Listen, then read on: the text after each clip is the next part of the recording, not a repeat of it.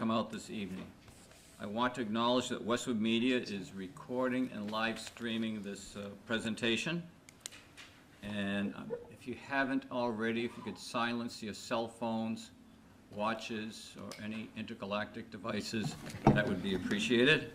My name is Joe Privatera. I'm chair of the Westwood Select Board. And having Rob here as well, Rob Gotti, Select Board member, and Mary Ann coming out back, I'm going to call the Select Board meeting to order. So our roll call will be Rob. Here. Mary Ann. Here. Anybody have a motion? So moved. Second. Roll call. Oh, I don't have to do roll call. All in favor? Aye. Sorry, Ruby. I'd also like to introduce you to our, I'm going to call it our design team and part of the Westwood Fire Station Working Group. So why don't we begin down the end? I can't see who's there. Chris, could you introduce yourself, please? Thank you. Christopher Coleman, Town Administrator. I'm Colin McCarthy, Assistant Fire Chief. Steve London, Fire Chief. Chin Lin with Vertex Companies, and we're the OPM on the project. I'm Don Walter, Principal with Dorn Whittier Architects. And with me tonight, we have Chip Heitkamp, our Project Manager. We will have a few presentations this evening, and then we will open it up to questions. The plan is to replace the High Street Fire Station, and this did not come about just overnight. I've gotten questions from my neighbors. It has been in the works for over 10 years, and I missed someone from the design team. Nora, I'm sorry, Nora Locknane in the back. She's part of our design team. And Nancy, John Cummings. yeah, I'm looking for her. And Nancy Hyde. Oh, okay, thank you. Nancy Hyde is a former selectman. She's been instrumental in this. And who was that third one, Rob? John Cummings. John Cummings from the chair of the Permanent Building Committee. I think I got everybody. And how about Molly? How could I forget Molly? Molly, my apologies. Boy, people sit down and you lose sight of these. Okay, Molly, I'm sorry, Molly Fitzpatrick is our Assistant Town Administrator, HR Director, and she's been our point person and organizing us and staying on track with the work group. So as I started to say that this really came about 10 years ago when Nancy Hyde was on the Select Board. They formed a Public Safety Task Force, and our first presenter will be Select Board member Rob Gotti. He's going to give us a stroll through the history and how we got here. Rob?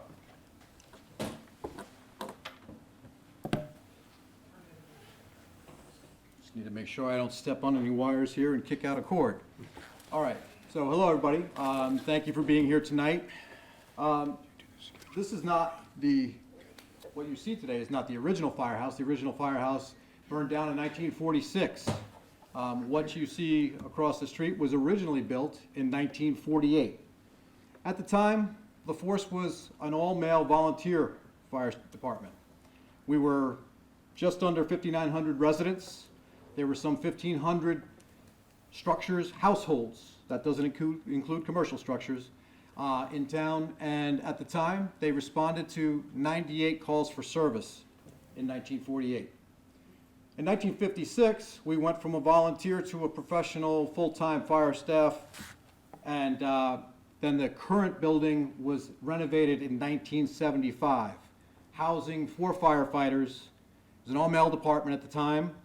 We were a town then of just under 14,000 folks, and there were some 3,500 households. And call volume, obviously, with the growth of the community, had jumped to 1,165 calls. Joe mentioned 2013, when we did the public safety facility study. Oh, hang on a second. At that time, we were, sorry, what happened here? We got a 213. Sorry about that. We were identifying the problems that existed with the current fire station. You know, there were some structural issues, and there was a temporary solution put in place of lally columns and I-beams to hold up a floor, which I'll talk about in a little bit. By that time, we had grown to 14,618 residents and 4,500 households, and call volume had jumped to 2,862 calls that year. So what's changed since 1975 when the current building was built? The size and weight of the apparatus. The delta between the truck on top, which is from 1975, and the current ladder truck is roughly 30 to 40,000 pounds. That's one vehicle. The size and composition of our firefighting team. We are now co-ed and a much larger group. Chief, how many folks do we have daily on staff, on call at Fire Station 1? 7 on shift, and then 5 in administration. We've also learned a lot about safety. We all know about the bravery that the men and women of the fire department go through when they run into the burning building. You've got the flames, and certainly you've got the threat of a building collapse from the fire. But there's also a whole lot more that's been learned about the long-term hazards due to the exposure of what's in the air when it's burning. What you see here is turnout gear. Turnout gear, which is on display on the table over here, is what the department wears when they respond to a fire. As you can see, the turnout gear is directly behind the vehicles. There is no space for decontamination of that gear when they return to the house. In fact, by being right behind the vehicles, they're exposed to further carcinogens from the diesel fuel. So it only makes it worse for the gear. The structural integrity, as I mentioned, you really can't see it in this photo, but because of the weight of the vehicles and what that building was originally built to support, there is a crack where the building is starting to separate itself. That's what the lally columns are reinforcing to prevent any type of collapse. Remember, that was a temporary solution that we put in place more than 10 years ago at this point. You can see it on the exterior as well as it comes up and it wraps around the building. Here's a shot of what that support looks like underneath in what is supposed to be a maintenance bay. You can see here that even the cement flooring that this is holding up is corroding from the bottom side. You can actually, there's water that will drip through the floor from the actual main apparatus floor. So in 2016, we had built the police station and fire station 2. All of that was able to be funded with the new tax revenue from University Station. However, at that time, we put other municipal projects, specifically this one, on hold. Fire department wasn't happy about it, but they understood that there were needs for the schools as well. And so that was put on hold for the elementary school project that is now Pine Hill. I just remind you that our brave men and women, they don't pause. When the alarm rings, when they need to show up, they show up. So here we are in 2022. The Select Board commissioned 2 studies, one of which was an operational study, another a feasibility study. You'll remember at special town meeting back in January, we appropriated the funds to go through the design process. And in February, a working group was formed, the members of which Joe has just enumerated. And they have met several times to help inform the design that you will see presented tonight. Now today, we're a community of over 16,000. 5,000 plus households. That does not include all of the commercial structures, which also are a source of call volume. And last year, call volume was over 4,000. So we are in need of this building, and what you will hear tonight from Doran Whittier is the approach to the design, which is built from the inside out based on the programmatic needs of what the fire department needs to service the community today and into the future with the standard of public safety that we have come to expect in Westwood. Don? Don Whittier from Don Walter from Doran Whittier. Nice job. Thank you. Mind having my name on the door? Thank you, Rob. We're advancing on the keyboard here. Just use the right arrow. Okay. So, First thing I'd like to say is we've had the pleasure of working in the community for over 10 years now, having done a public safety study, which led to the Islington Fire Station #2 and the police station projects. And we've had the pleasure of doing the Pine Hill Elementary School project. So we've been around a while. We really do enjoy working in Westwood. But I do want to say, working with this particular group, and it's true of all the groups, with the projects we've worked on in Westwood, is that everything we do starts with the program. So this building is no different. We started with a program, we started with a survey. We have someone on staff who's a public safety expert, a fire station expert, going through and determining the spaces that are needed, not just from what NFPA says and what the national standard says, but what Westwood needs. So I think it's safe to say that what we've programmed in this building is exactly what Westwood needs today, and we've actually looked out into the future too. The other thing that we pride ourselves on are designing cost-effective buildings. So buildings that, while construction cost is not cheap today, not that it ever really was in Massachusetts, but since the pandemic in particular, we've seen quite a rise in construction costs throughout the Commonwealth.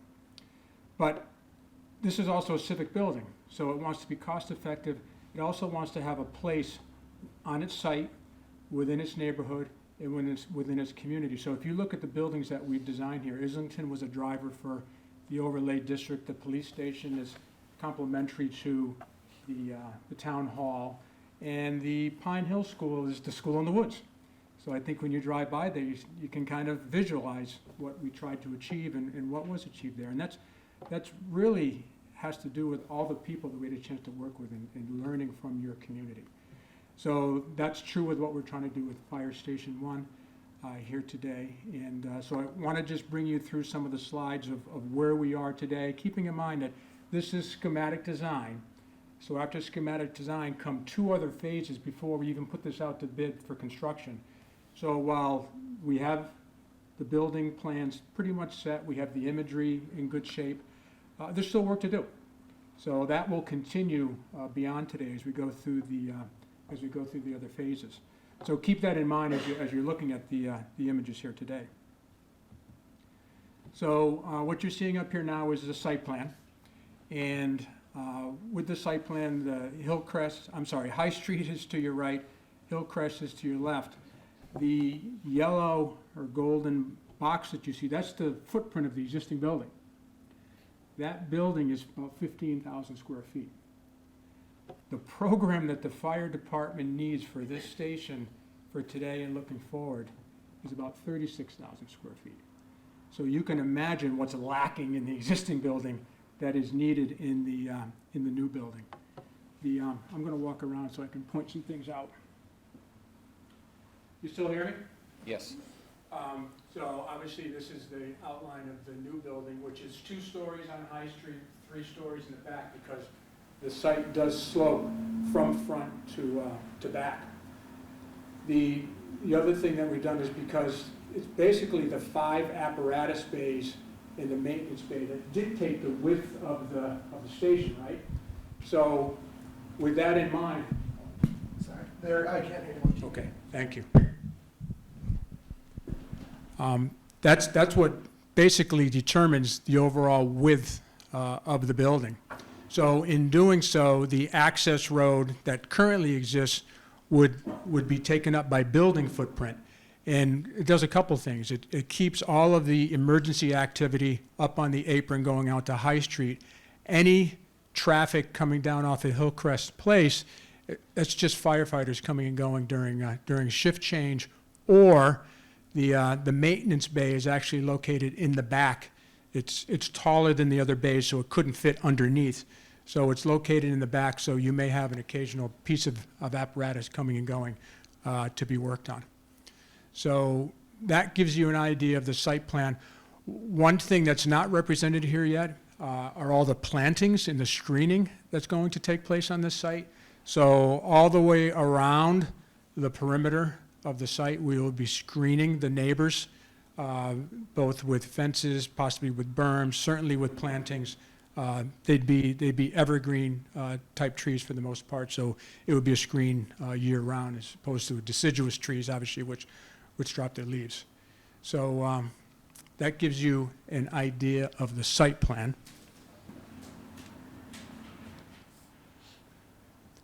And then moving forward, so that the building is basically 3 levels with a mezzanine. On the lowest level, so Hillcrest is off to the left here. This is the maintenance bay that I mentioned with all of its support space. There is additional ambulance and vehicle space down below. And then there's a staff entrance with an elevator and a stair. And then this stair you see up here is a training stair. And both stairs go all the way up through the building. When you get up to the main level, or the High Street level, you can see the 5 apparatus bays, and then the maintenance bay, which you just saw, which is down below. And because there are certain standards that are required to fit apparatus in the garage bays, they're big pieces of equipment, as you all know, that dictates this width. And then this sliver that you see here is basically the public entrance with a washroom, some public toilets, the triage. Excuse me? Triage. Triage, thank you. I should know that. Triage here for anyone who may walk in off the street who needs medical help. And then there's elevator and stair, which will bring the public up to the second level. And all of this space in the back is support space. You can see the turnout gear lockers, which are now separated from the bay, decontamination area where gross decontamination typically takes place out on site, but there could be some additional cleaning and that takes place in the back, and then some support spaces in the back of those apparatus bays. And then before we get to the top floor, because the apparatus pieces of equipment are so tall, the floor-to-floor height from first floor to second floor is about 22 feet. So typically we design about 14 feet. So you need that extra height to fit the equipment in there, allow for the overhead doors to open on top of them, and all the mechanical equipment that'll be in that space to fit. So because there's so much volume there, we're able to take advantage of the space that's over that support space in the back where the turnout gear was, and create mezzanine in the back for some training. What you may not know is firefighters are training constantly. So they're not just training outside, throwing ladders or using the ladder truck up against the building. They're also using a training stair and hoisting hose up through that stair. We also provide opportunities with this training area for some high-line rescue, confined space rescue, things of that nature. So this is like an added benefit to the building by just using space that's already in the building. And then lastly, when we get up to the second floor, which again is 22 feet above the first floor, this basically consists of administration, training, and living quarters. So if you came up in that front door, which I pointed out down below, and came up the elevator or the stair, you'd pop out right here into a lobby, and here's where the administrative spaces, chief, assistant chief, fire prevention, all located in here. There is a training room for Westwood firefighters. So there's meeting space, there's space where you can push chairs aside and use the floor for demonstrations and whatnot. All up here. So this is the most public space in the building. The rest of the space consists of bunk space or dormitories, and there's supporting showers located here. There's kitchen and dining in the back, a day room where firefighters can come and relax when they're not on a call, and then a wellness area, which is used quite often too. Could be used by firefighters during the day or someone coming in off shift. And then an added benefit over here, the way that maintenance bay is being on the lowest level, but the roof being at a height that's not at one of the floor heights, there's opportunities for training on that roof. So an added benefit there. And while I don't have a roof plan here, we're also looking into doing solar panels throughout up on the roof, taking that and having that work with our mechanical equipment and whatnot. So that gives you an idea of the floor plans. I'm going to share with you what we envision the building looking like. So first thing we want to do is reflect upon the history of the fire department, the history of the town, and there's a lot of masonry construction for the civic structures. This is one of them that we're in here tonight. The gable piece that you see here is actually harkens back to that first building you saw that had burned down. So we took and put a small gable piece here which goes all the way back, front to back, so you'll have that view in the back of the, we're not ignoring the back of the building, right? So you have a nice presence in the back of the building too.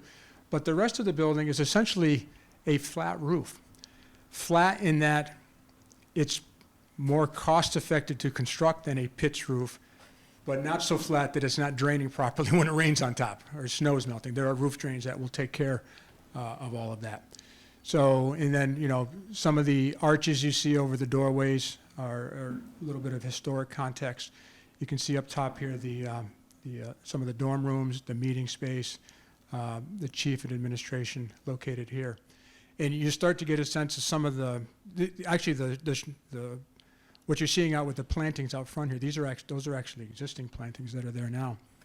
But you get a sense for how the building will be buffered as you move around. That's a straight-on view, and you start to get a little peek of the maintenance bay, which is set back from the street. Come around the corner, you see again some of the plantings, the maintenance bay in the foreground. And then continuing around, we get down in the back, and you're going to say, well, it's a tall building. Well, it is a tall building because we drop a full floor down to the back. So should point out that the maintenance bay is about 34 feet. I got this written down. You could have it memorized by now. 63 feet to the top of the stair and 69 feet to the top of the gable in the back. But what's important, on the front of the building, the flat roof is 37 feet and the peak of the gable is 55 feet. But as a point of comparison, and this was interesting to us, Fire Station 2, the clock tower is actually 55 feet. The gable, which is next to the clock tower, is 42 feet, and the hip roof is 38 feet. So if you look at the Islington Station, I'll go back to the front because it's really...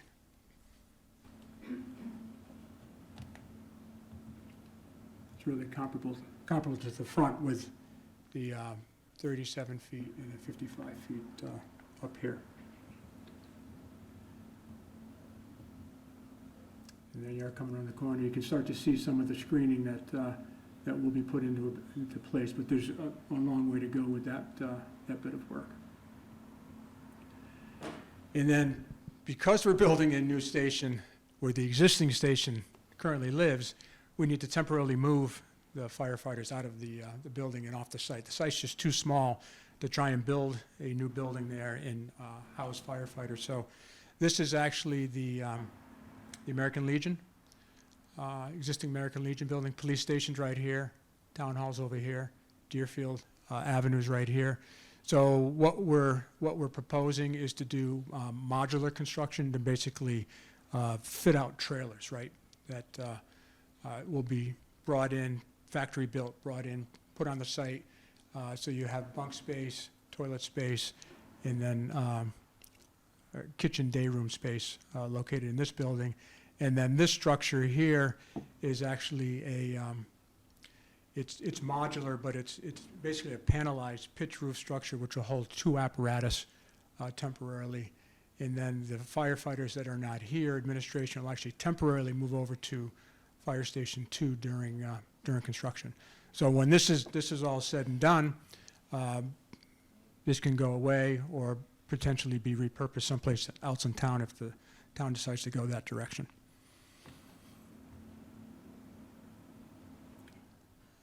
So So that's my part of the presentation. Thank you, Don. You good? Chen Lin, please.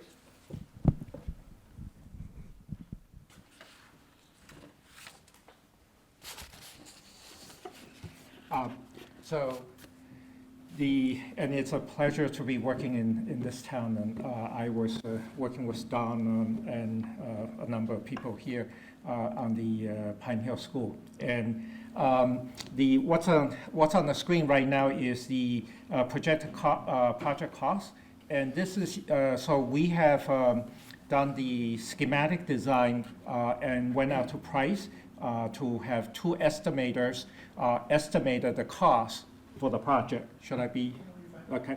And the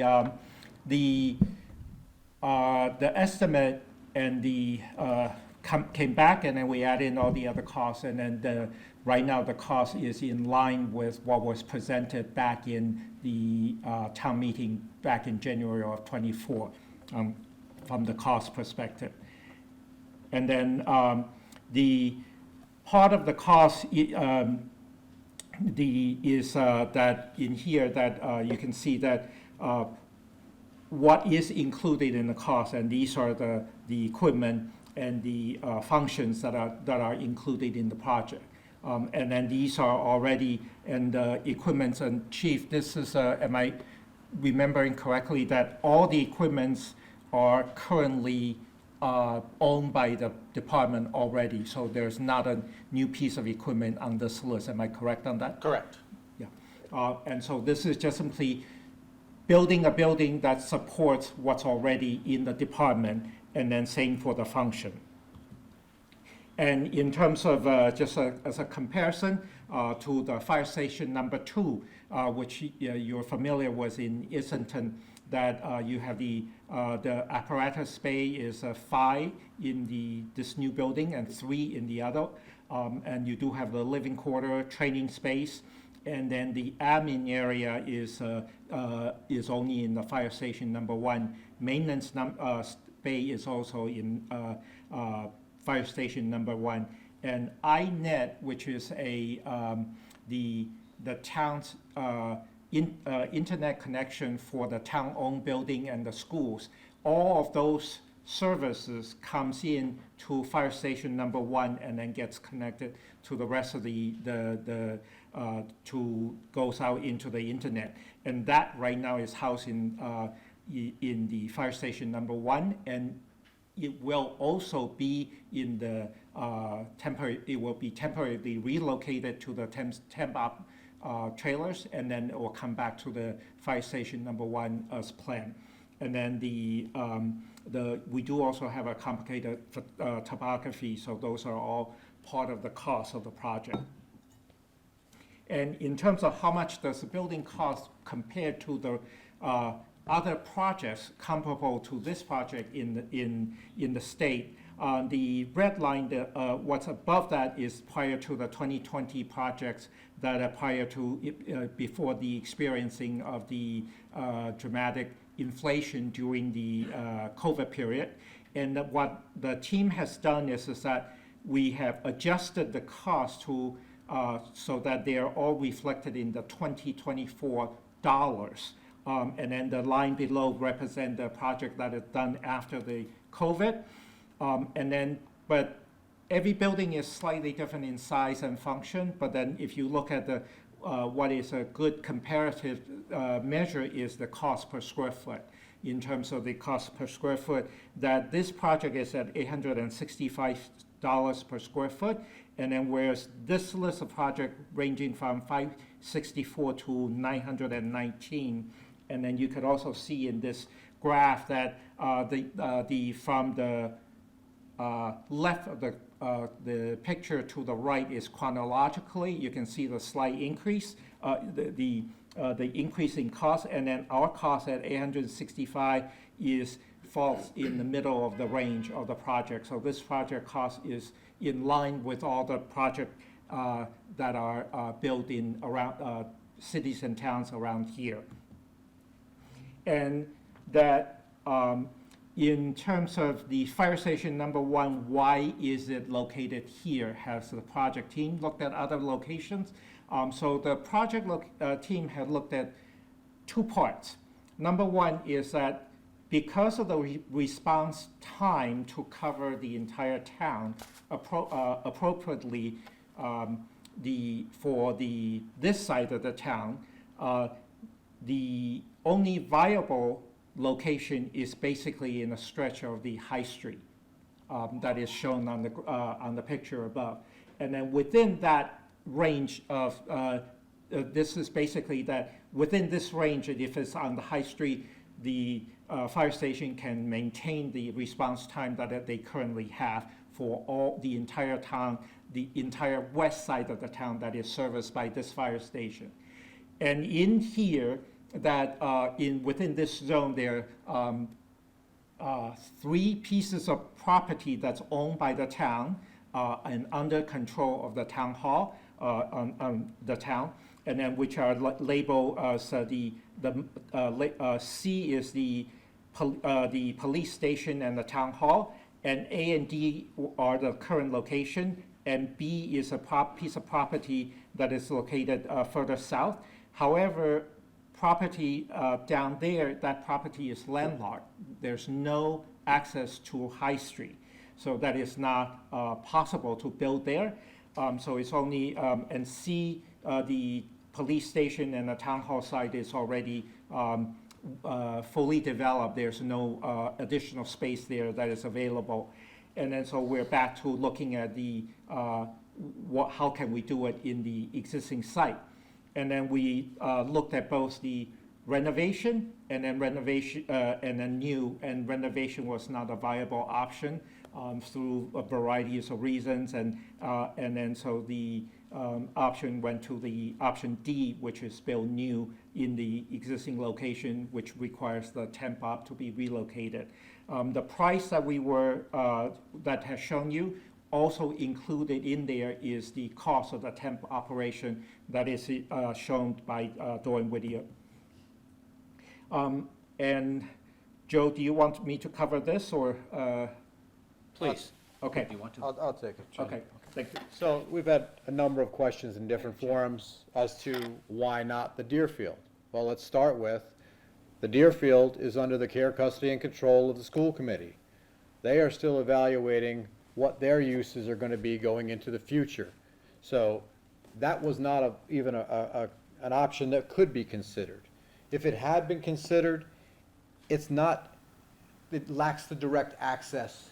It's very dangerous, and Chief, you can probably speak to this better than I could, in terms of trying to turn out onto Gay Street from Deerfield Ave. The sight lines are not good enough. Trucks would have to nose out and could cause an accident that way. And because there is no control of Deerfield, there will be no parking at Deerfield, because that's also under the care, custody, and control of the school committee, because they are still evaluating what they are going to do with that facility. So that's why Deerfield was not considered for a permanent solution, permanent home for the fire station, and why it's also not part of the solution for the temporary ops. And then in terms of the schedule, that this is a schedule that for the current project, and then starting on the in terms of the feasibility all the way back in the fall of 2023, and then and right now we're at the stage where we have completed the schematic design, and we have gone through the cost estimating process, and then and we're reporting back to the town in terms of where we are right now, and that currently that we're anticipating to move forward on the schedule so that we will be in line for to be able to meet the annual town meeting on May 19th of 2025. And then with the town election to follow right after that. And I think Great, thank you, Chen. Molly, does that QR code take you to the website? Molly, does this QR code take folks to the website where the updates are? Bob, Don, Chin, thank you for the great presentation. Before we open this up to questions, I want to apologize to Bob Folsom for not having any windows on your beautiful building next door. We'll certainly work on that. Full disclosure, I was a member of the Westwood Fire Department in the 70s, and I have to tell you that we would train, and train. It's so valuable. Westwood was always ahead of the curve in Norfolk County on training, and I'm so happy to hear that we were able to implement some training for all seasons of the year at this fire station location. It's just so important. You need to do the reps over and over again, and I can't speak enough about that. Before we do the questions, I'm going to ask folks to raise their hand. John and Mary Ann, did you have anything else you want to add to this? I'm just checking the folks on the design team before we open it up. Any comments? No? Okay. Nora, any thoughts? Good? Okay.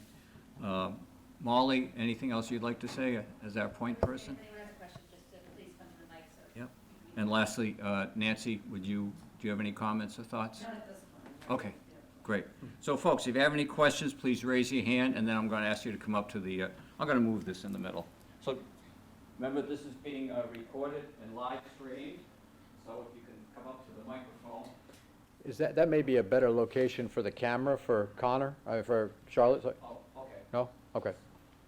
Charlotte? You can stay there, or Okay. you can move it, you can move it. Let's just put it in the middle. Yep. Kind of the middle of the road guy. All right, please don't raise your hands all at once. John Cummings. So I gotta do the middle, can you hear me? Absolutely. Excuse me, Joe. If there's anyone who has a difficult time getting to the mic, if you just raise your hand, we will bring the mic to you. Except for John. One of the interesting things I found out was the triage room. Chief, can you elaborate a little bit as to how often people stop off that need help, and what some of the things they need help with? Yeah, so we can see people a few times a week, to no times a week, but occasionally they come in, they want a blood pressure check, they want their rings cut off. They come in that they don't know if they should go to the hospital or not, and we can put them on the monitor and evaluate them, and then to have the space to do that privately is quite important. Right now, it's in what we call the watch desk, and anybody that walks in can see the person sitting there, being taken care of. So that happens several times a day. Do you have any other examples? Or? The only thing I'd add to that is that with people taking themselves to the hospital, oftentimes what happens is they're on the way to Boston hospitals, and about halfway through the ride realize, we might not make it all the way, so oftentimes they pull right into the front apron here to our fire stations. We'll have medical equipment in that triage room so we can initiate treatment that way while we organize the ambulance crew and get the ambulance prepared to transport into the hospital from there. Have you delivered any babies? Yeah, actually, Station 2 just about 2 months ago. Yep. Boy or girl, I don't remember. Congratulations. Just a reminder, when you come to the microphone, please state your name and your address. Hi, Bob Tucker, 636 High Street. We're probably one of the closer neighbors. Couldn't ask for a better neighbor than the fire station. A question I have has to do with the fact that the new fire station is essentially built on a hill, as the old fire station was. So I'm curious what kinds of mitigating construction things will happen so that there is not a similar situation of a fire station that's built on a hill that has supports that down the road deteriorate, that need to be reinforced. So I'm curious what kinds of things will happen, will make the new fire station different and safe for the people who are working there. Great question. So, you hear me okay? So the existing fire station where the apparatus pull in is what we call a framed slab. So there's all kinds of space underneath, which is where maintenance and the storage of equipment down underneath there right now. So it's a thickened slab, full structure. You saw how the structure was being temporarily supported because of some of the, they're not failures, but they're, you know, the way it is failing over time. So the new station, except for very little at the very back of the apparatus bay, is going to be what we call a slab on grade. So we'll be bringing in structural fill, just like you have a garage in your house. It'll be weight bearing on soil or gravel, structural gravel, as opposed to being a framed slab. So the chances of that failing compared to the station we have now is, you know, extremely minimal. Yeah. The back of the apparatus floor where the gear is being stored, that's primarily what's over the bays underneath, Right. correct? That's right. So there's not a 70,000-pound truck sitting on that? That's right. Where the wheels will be are definitely over the slab on grade, and then the slab on grade will be designed, number one, appropriately, and then the fill underneath will be installed correctly so that it will hold the weight. So there should be no problem. Any other questions? Please. Hi, my name is Allison Drescher. I'm at 400 Gay Street. I had a couple different questions for you. When you talk about the programming department at Dore Whittier, explain, if you would be kind enough, to explain to me a little bit about how that process works. The town comes to you and asks about a fire station, and then you explain the needs and the costs to the town? Is that correct? So what we do when we get hired, the first thing we want to do is understand what the needs are of the community, Okay. right, as it relates to the fire department in this case. Okay. So the first thing that we do is our specialist will put out, it's a very detailed survey to be filled out by chief, deputy chief, any member who wants to participate in that survey to get a sense for what the needs are. Anywhere from number of apparatus to number of people on shift to what type of training do you do now, what do you anticipate doing in the future, what are your fitness goals, what kind of meeting spaces might you need. All those types of things are in that survey, and then we take that and we download that into what we call a space needs summary. So it basically becomes a list of the spaces that we see may need to be put within this building. We don't just say, okay, Westwood, this is what you want, but we take all of our experience, we've been doing this for 15 years now, throughout New England. 50, I'm sorry, I didn't hear you. 15. 15, Yeah, okay. throughout New England, because firefighting in fire station design has changed drastically from when we first started. With a lot of it has to do with separations, hot zones, cold zones, keeping separations from hazards within the building, from the living spaces, for instance. So a lot of stations, although now Westwood in particular is very caught up to that, we're not caught up to that. So we're bringing that expertise to a station to let them know some of the spaces they may need in the building that they're not even aware of. So between what's relayed to us and the knowledge that we have, we put those together and basically build a program or what becomes the spaces within the building and what the building size is going to be.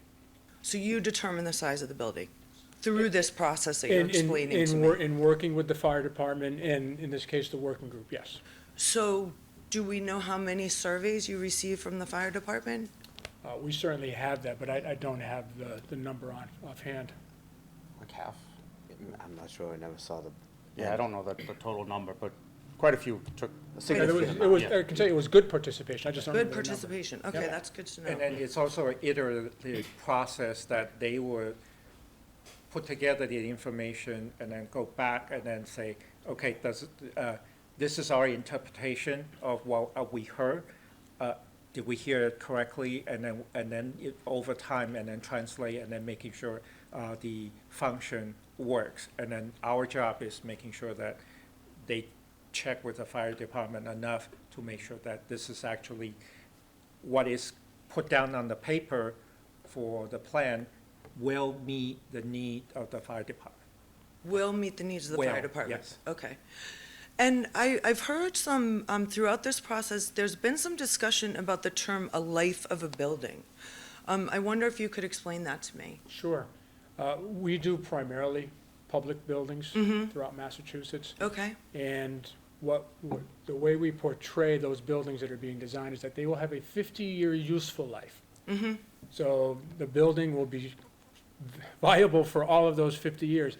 Not saying you might not have to change out your mechanical equipment over time, some electrical upgrades, technology upgrades, things like that.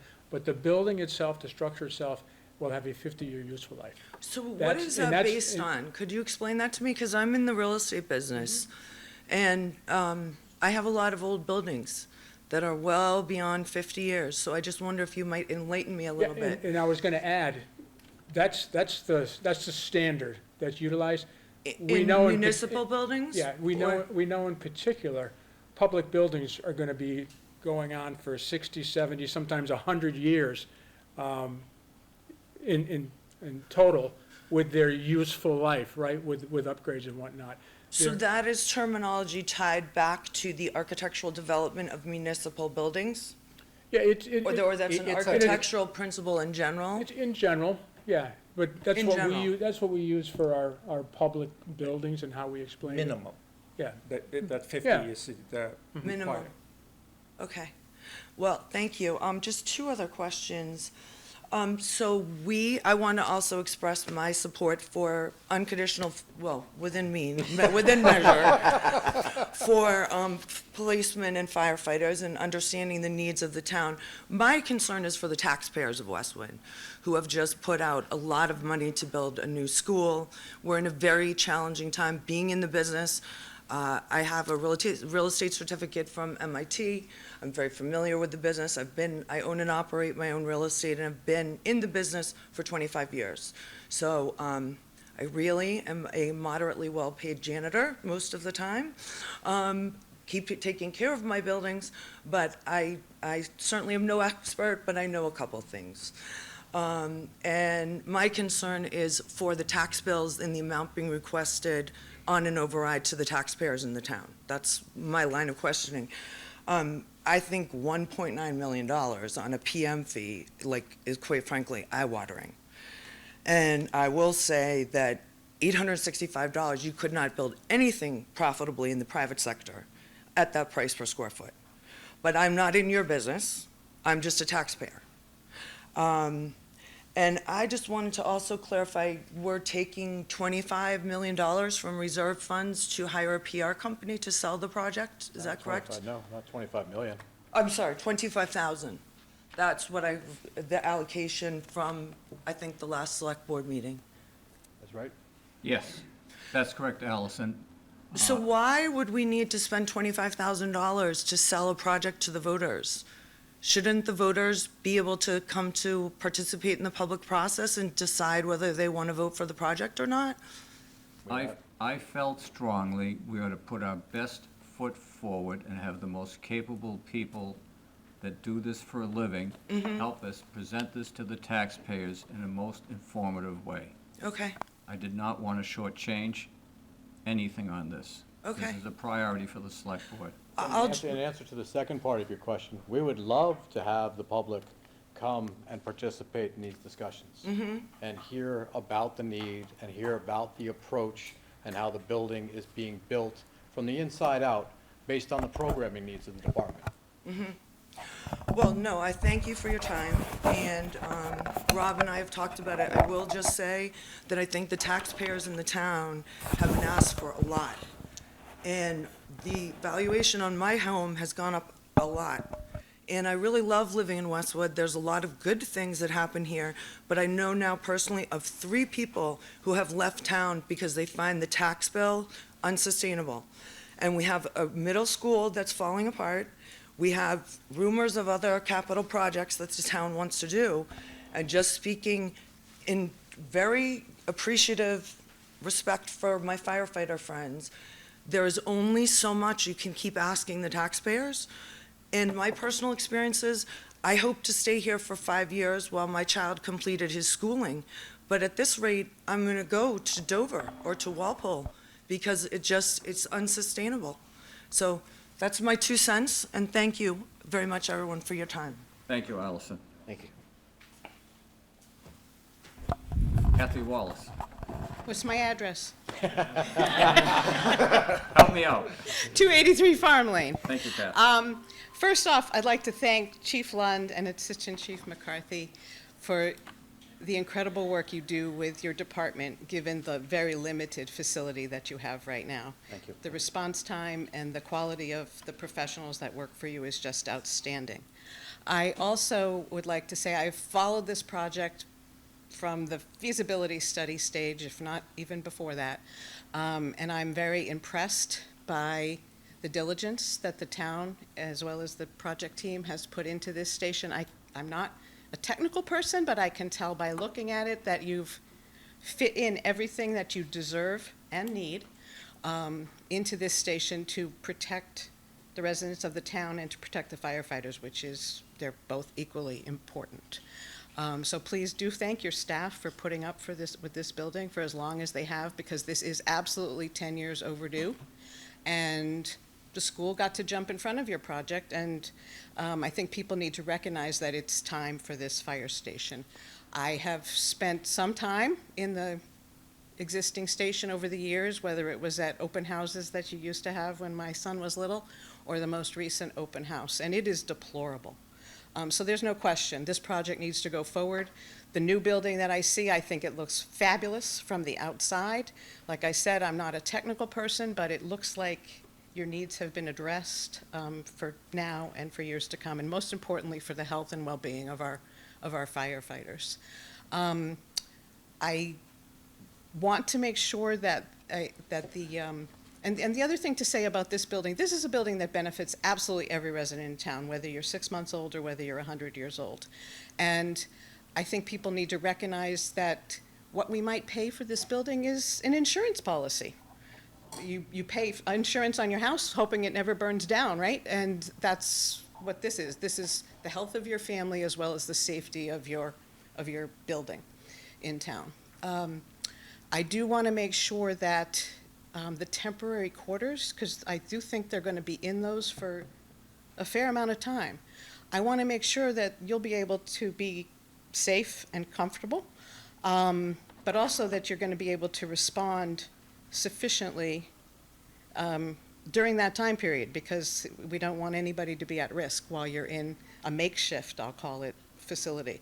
So I don't know if there's something we could do better there. I do have a question about it's temporary, and it looks like a fair bit of money for something that's temporary. I would love to see the town have something that meets all the needs to keep everybody safe during that time, but maybe has an asset left over at the end of that period. So maybe we could explore something there. And then I do have a question about the security of this building. There's so many doors to this building, and that nobody touched on the security, because I know there's a lot of expensive equipment in there. I know that there's probably some medications in there, as well as the INET. That's a very important feature for the town in terms of everybody's communication affecting the schools as well. So if somebody could speak to the security piece of the building and to let us know that no cost has been spared to make sure everything is secure. Extremely secure. Okay. It's a short answer, but Okay. certainly all the doors locked. We haven't gotten to key fob versus key or card or anything like that, but certainly there'll be probably keyless entry. We have to identify individuals coming and going within the building. There'll be strategically placed cameras, both inside and out, to watch the grounds and what's happening inside the building. So, quite a bit of security. And the way it's set up too is where the public comes in, basically they can come into that area once they're basically invited in, and then not go any further unless they're escorted up to the next level or someone directs them to the elevator to go up. Okay, because the way it looked was they took an elevator up Right, to the but the second floor elevator, to reach administration? right, the elevator would be keyed off, Okay, which could be open for someone to open, could be opened by someone to let them go up. Same thing with the stair. The stair could be locked, so you can't go up, but you can only go in to go down and go out, so. Okay, so you've All that's covered- being taken into You've covered all consideration. those Yep. bases. Okay, glad to hear that. And then, I know a lot of times new buildings have trouble with HVAC systems. And could you just speak to the HVAC situation in this building, and will our firefighters be climate controlled? Yeah, 100% outside air, so fresh air is constantly being brought into the building, so you have a lot of turnover with fresh air, so you don't end up with carbon dioxide buildup within the building.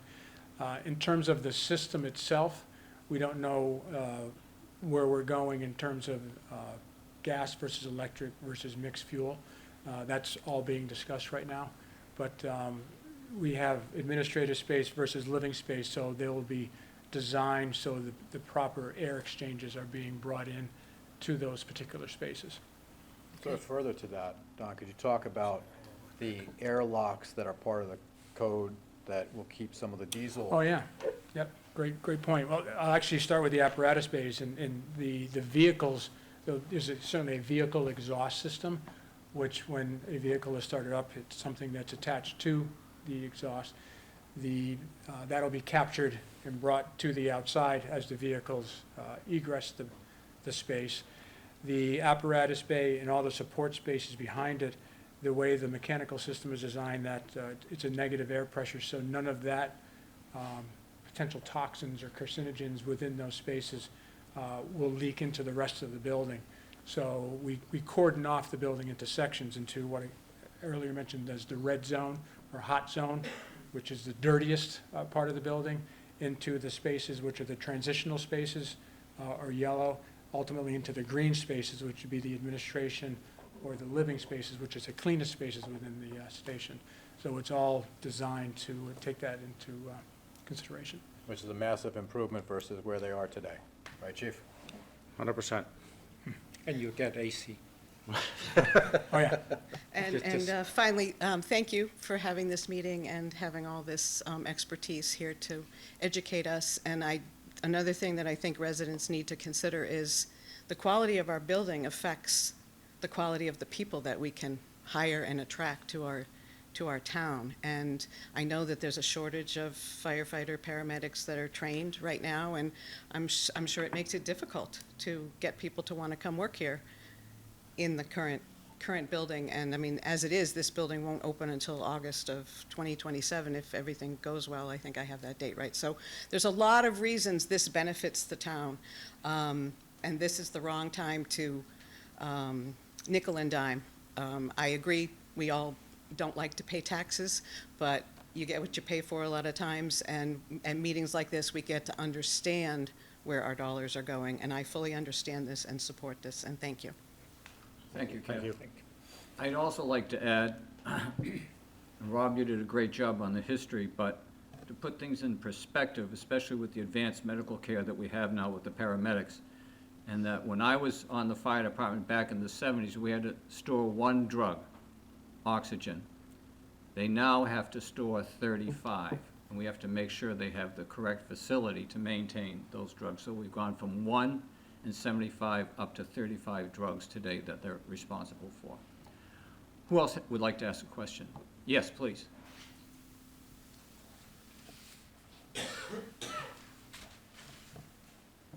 Hi, everyone. I'm Natalie Marsh. I live at 17 Oxford Terrace, so I'm a neighbor behind you. Question on the footprint, seeing that it does require a larger building and more of the lot size, how are we going to mitigate the traffic that comes down Hillcrest? Because it is a very family-friendly neighborhood, one road in and out. And so since that side driveway will be blocked, what is the plan for that? So down back is basically just going to be shift change. It's going to be us, which a lot of people, you know, in the morning, it's tough going down there. A lot of us go Yeah. down in that way anyway. And then if there's a truck that needs maintenance, that'll go down there. Nothing will be responding out of there. There won't be any emergencies coming from that side of the building. Okay, that's, I think I was worried about the large trucks and building, emergency running at a fast speed. Yep. And I have a question professionally. I'm a licensed realtor in town. So thank you to your team for the smoke inspections and the things that you do so timely and help me close on time. So thank you. But I do just have a point that I would really hope is kept in mind and behoove the town as we're going through the next steps leading up to the detail and the tax-paying dollars. Westwood is definitely a coveted town. I cover all of Metro West, and it's usually at the top of the list. And it's getting harder and harder for my buyers to be able to afford it with the tax rates and things. So as we're going through the budget, it's very clear that there is a dire need for it. And I am the daughter of a first responder, so this is very close to home. But it is very significant, especially over the last several years. If there's anything we can do to just see how we can make not just the fire station, many town things more cost effective, I think there are people who would love to live here and they're getting priced out. So, thank you. Thank you, Natalie. Thank you.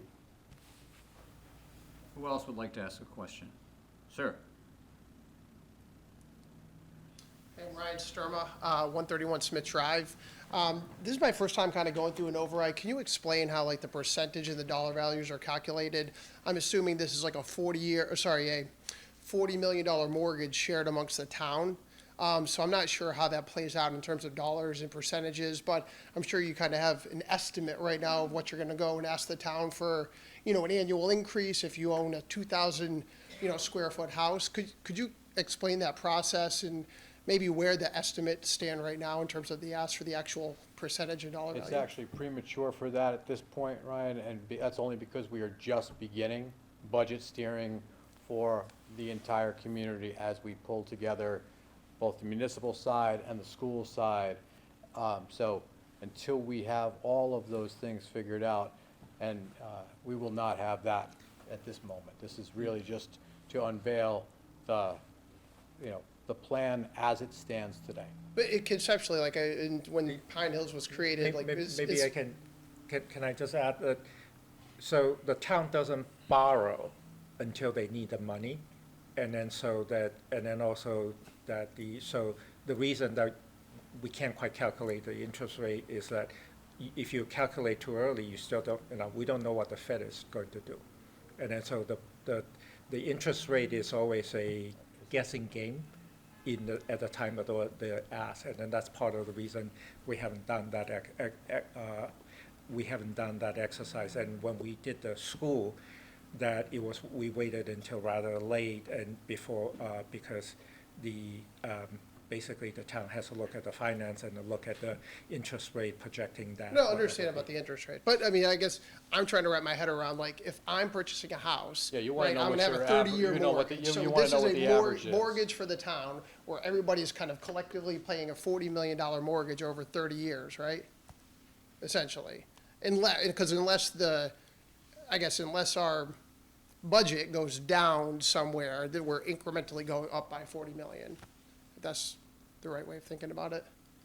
Ryan, I think what you're looking for, Stephanie McManus, our finance director, did develop a number for the Pine Hill School, but as Chin said, that can't come now. But she It's gonna be later in the did process. come up with the number. I'm as curious as you are about the number. Yeah. But she has to go through a lot of work with our bond people and those things as well. So that number will be forthcoming, we just can't come up with it at this time. And there's a number of things at play there as well, right? So you have the incremental amount to the annual tax bill for the debt service payment. When we plan, we typically plan 2.5% plus 0.5% for new growth for the community, and then whatever the override is ends up being what the debt service is, which is based on the interest rate, et cetera. The other factor in all of that is what appraised values do. And where last year we had, 3% planned for, 2.5 plus the 0.5%, and it was estimated to be about 5% that it would add to your tax bill, because we planned that to be after the high school, the final payments of the high school rolled off the debt rolls, that it would add 5%. So that was going to be roughly 8%. But that wasn't what people experienced. They experienced about a 12% rise. That additional 4% had to do with the shift based on residential values going up 3 times faster than commercial, and it shifts the pie such that that was what accounted for the additional 4% that took it from 8 to 12. So not disputing that people experienced a real rise in their taxes that was beyond what they initially expected, but that was the driver behind it. Yeah, understood. Okay. Because, sorry, last point here, the override, that's in perpetuity. Like, this is never gonna be an override, then it's gonna come down as. No, it only lasts the life of the note. It's a debt exclusion, so it's only applied to this, the borrowing against this project. It doesn't apply to, so if that's just for argument's sake, if it is a 30-year bond, at the end of the 30-year, then the number becomes 0. Yeah, okay. Your responsibility. But again, becomes it 0. goes back to that mortgage concept, that this override essentially is lasting 30 years. The debt exclusion. There's a. The debt, that- whatever, that that's however long the terminology debt is- servicing is. Yeah. Okay, okay, sounds good, thank you. Thanks, Ryan. Who else would like to ask a question or make a comment?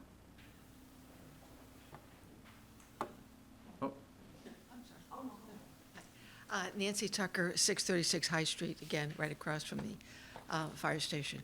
So I have a really quick question, and it has to do with the temporary quarters. So I know that at one point, the town purchased some of the land from the American Legion.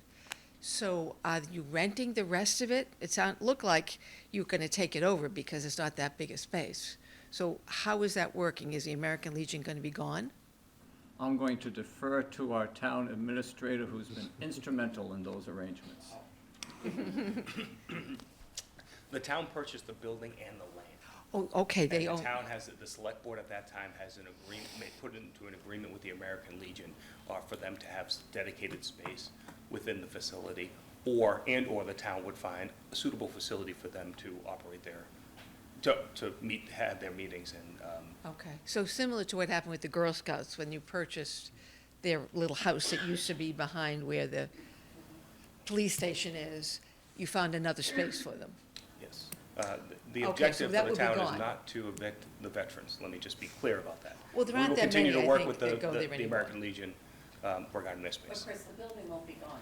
No, the Building's- building, not as part of this, the building is not. Oh, gonna the be gone. building's still going to be there? The building will still Ah, be there. okay, yes. that was Yeah, it. Thank you we're- very much. Along those lines, we're in the midst of conducting a townwide facility study, looking at all the municipal buildings, of which that's included, as well as all the school buildings. So to get a sense of condition and how things might be repurposed and reimagined.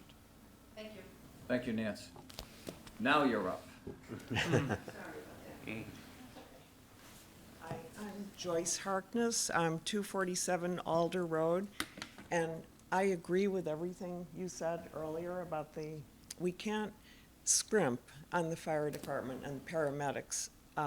Can you hear me okay? Yes. I'm a nervous wreck. You're doing fine. I wanted to also say that I personally had an experience less than 2 weeks ago. I had to call 911, and your paramedics came right away, and, excuse me, they put me on the proper medication for rapid heartbeat and got me to Beth Israel, and I could not be more impressed. So, thank you so much. And you deserve it. You deserve the new fire department. Thank Glad it you. worked. Thank you. Thank you, Joyce. Who else would like to ask a question? We've got the whole panel here, so don't be shy. Chip, so far you've been off the hook, so. Any other questions or comments? All right, then. Nancy, was there something you wanted to say? Okay. Thank you all for coming out. I do want to say one thing in response to some of the comments this evening. My wife is here, and I can tell you, we live in town, and our 44th anniversary is coming up, and in those 44 years, she's never come back from. Already happened.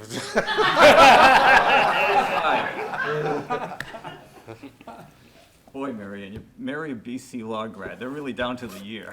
In any case, in those 45 years, she's never gotten the mail and come back and said, whoopee, the tax bill is here. So we can all sympathize with your concerns. But I think what's really important, the message I want to drive home on this, is that the select board has a responsibility to all of you to make sure we deliver the emergency services from our police and our fire and our paramedics that you need. We have a responsibility to do that. And when the fire station started to deteriorate, and I can tell you in all honesty, it's the only town building in town that is inspected regularly by a structural engineer. There isn't another building that has the support system underneath holding that floor up. And we'd be remiss if we did not bring this up at this time. It's a very, very important facet of our emergency medical services in this town. And I think the design team, I want to thank you all. You've done a great job. And Steve, please bring back to the firefighters that they did a great job as well as helping us put this plan together. They had a lot of input into it, and they were I was so impressed. Every other week we would meet, and they had some great, great suggestions. So with that, I want to thank you all very much, and I wish you a safe trip home. Hold on. Motion to adjourn the meeting of the select board. Shoot, thanks. All in favor? Aye. Motion carries. No roll call. Yes. Thank you all very much. Did you remember what